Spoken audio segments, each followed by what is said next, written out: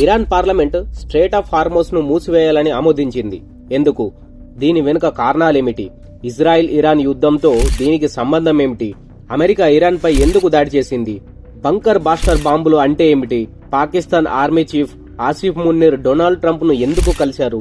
ఈ వీడియోలో అన్ని వివరాలు ఆధారాలతో సహా చూద్దాం. సో ఈ వీడియోని చివరి వరకు చూసి మన ఛానల్ ను సబ్స్క్రైబ్ చేయడం మర్చిపోవద్దు.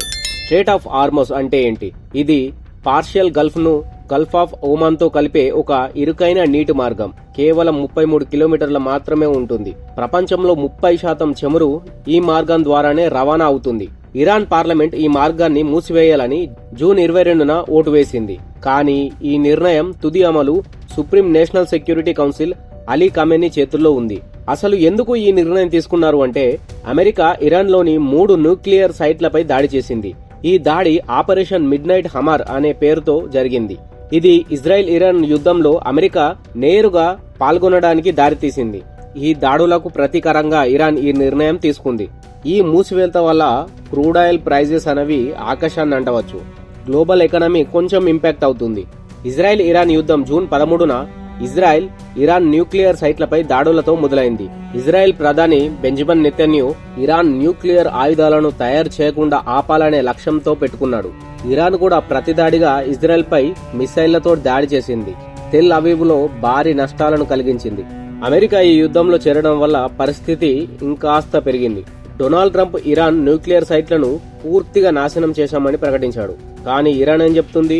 అమెరికా దాడి వల్ల మాకు ఎలాంటి నష్టం కలగలేదు అని ఇరాన్ చెప్తుంది.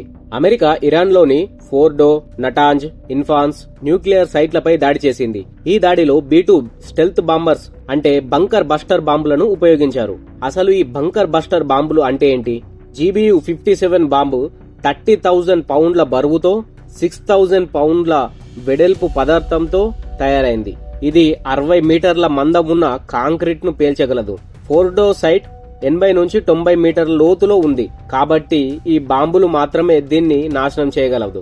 ఈ బాంబులను B-2 స్టెల్త్ బాంబర్స్ మాత్రమే మోసుకెళ్లగలవు. 2003లో ఇరాక్ యుద్ధంలో ఈ బాంబులను అవసరంగా గుర్తించి అమెరికా వీటిని అభివృద్ధి చేసింది. ట్రంప్ ఇరాన్ న్యూక్లియర్ ఆయుధాలు తయారు చేయకుండా ఆపాలని ఇజ్రాయెల్ కు మద్దతుగా ఈ దాడులు చేశాడు.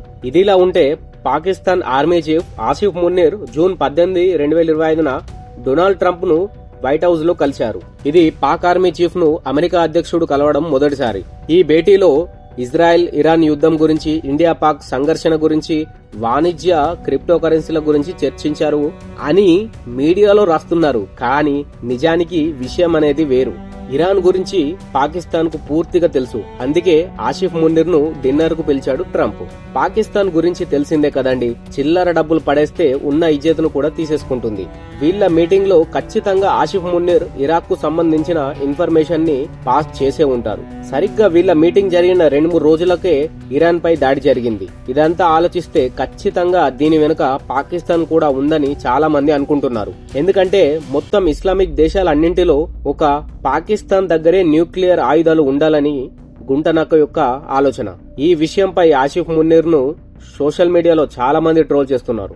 ఇరాన్ స్ట్రెయిట్ ఆఫ్ హార్మోస్ మూసివేత నిర్ణయం, ఇజ్రాయెల్ ఇరాన్ యుద్ధం, అమెరికా దాడులు, పాక్ ఆర్మీ చీఫ్ భేటీ ఇవన్నీ మిడిల్ ఈస్ట్ లో పరిస్థితులను కొంచెం వేడి చేశాయి. ఈ యుద్ధం గ్లోబల్ ఎకానమీ శాంతిని కొంచెం వరకు దెబ్బతీసే అవకాశం ఉంది.